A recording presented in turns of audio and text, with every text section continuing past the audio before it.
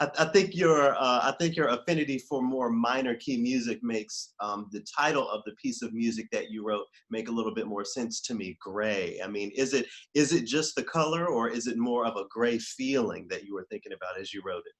Well, the title was the hardest part of that piece, and I was like, this is about like war, so things smoke, and smoke's kind of like gray, and that's how I came up with the title. Yeah. About war. Tell me more about that. Why did you choose that as a topic? I was watching a documentary about World War II on YouTube, and and I just started getting ideas of like the different things I want to write for the piece because I had no clue I wanted to write. And so it kind of just like I built like a story in my head for like the different like phases, like someone initiating the war, then the preparation, the actual war, and the aftermath of it. And I thought that would be something I could follow along to write the piece. Yeah, I'm curious about the impetus of your the beginning of your composition career. Was there a moment? Was there a person that you met that kind of pushed you into that world?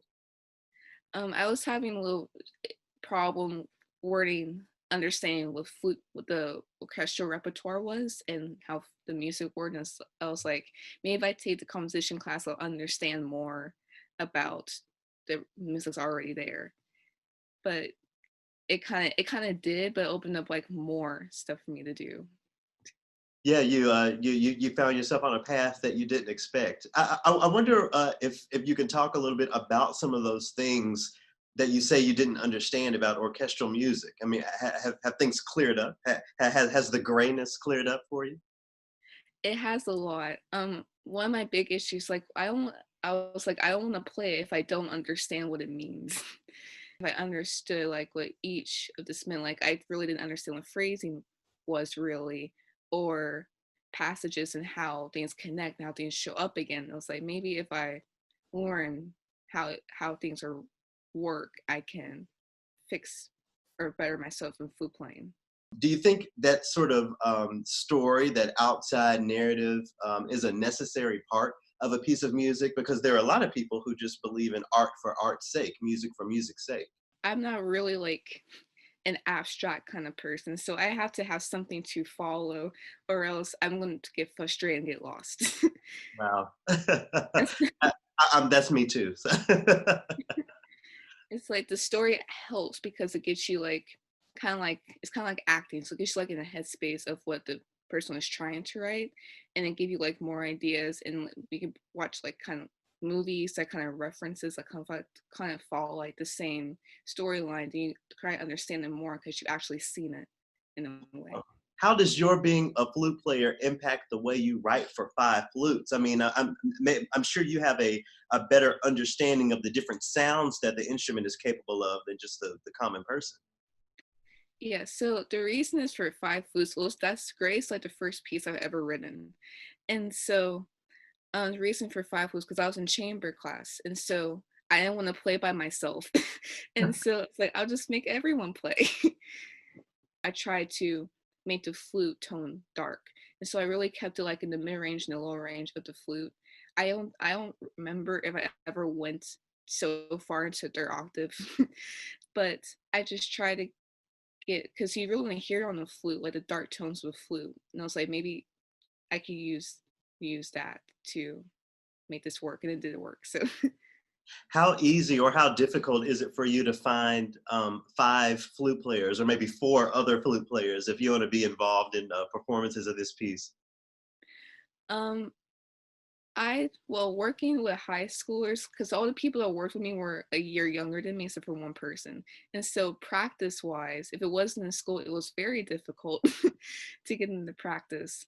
But I don't I don't think it would be hard because I'm going to college, and maybe there'll probably be someone around. And if I can't get like performance, I'll just play them all myself and record it. Like There you go. Yeah. What does your family think about your blooming career as a composer and a musician? Do you come from a musical family at all? they were surprised about my career choice, and they're really proud of me for all like the stuff I've done, and they're really supportive of it. Yeah, I know for me, you know, I'm a first generation college student, college graduate, musician, all of that. So it seems like, you know, I'll just say for folks that look like us, the firsts are still happening. But it's really encouraging for me to see you so excited about what's coming up next for you. Yeah. You, I I'll go ahead. Yeah. I am very, very excited. I actually just finished my first commission piece, so that's cool. Who is it a commission from? It was from a local festival here called the Festival of Faves. It was supposed to happen in April, but this happened. And so they had a theme for the whole thing, but you can't, when you're writing music, you can't really tell someone what to write. And so I tried, and so the piece is called Uplifted. And so I try to keep it in the theme, but I still keep my own like, style into it. And it was kind of a learning process that you can't be forced to write something. That's what I learned from it. For the young people listening, the you know the folks just opening up that instrument case for the first time in elementary school or middle school, what advice would you give to them? I mean, you're a senior currently, but you've already, you know, had a very successful career. What would you say to these people beginning their journey? Stick with it. It find a piece that you like, not like those like hard pieces. You probably can't play those yet. I don't know if you're a prodigy now, but you probably can't play it yet. So go find like pop songs or melodies, something that you like really enjoy. And then once you start getting into it, then ask like your teacher for like a book or something and see if you like that. If you like that, then continue it. If you don't, go. I would still stick with it, but go back and find something else you enjoy, and then try to incorporate that into something you're learning.